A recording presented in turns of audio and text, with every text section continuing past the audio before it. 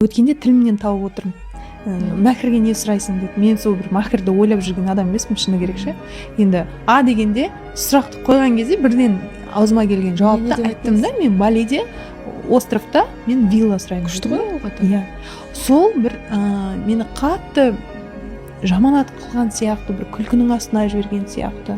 Ол жерден сіздер армандаудың масштабын қарасаңыздар. Иә, ол бір шынымды айтсам, біріншіден Балиде виллалар соншалықты қымбат тұрмайды.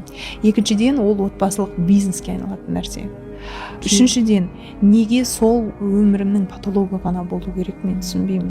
Мен сонда өзімнің өмірде істеп жүрген нәрселерім жоқ па?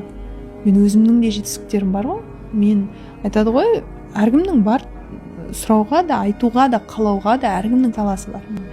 Сондықтан да осындай қарым-қатынасқа қатысты немесе жаңа қандай қылықтар, қандай жігіттер ұнайды деген сұраққа мен ондай жауап беруге қынжыламын. Көңіл қалып қалыптысың. Иә, сондай бір күлкіге айналдырып, ол бір сондай интимный тақырып қой. Сондай Құдайға бүйтіп сырлап айтатын нәрсеңді бүйтіп халықпен осылар түсінеді ау деп бөліскен кезде саған қайта оқпен атады да. Сөйтіп ойлайсың, мен неге сонша жазықтап атсыңдар деп ше. Бағанағы айтқанымдай ғой. Неғып сонша қаталсыңдар? Не істедім, мен просто қалап тұрмын ғой.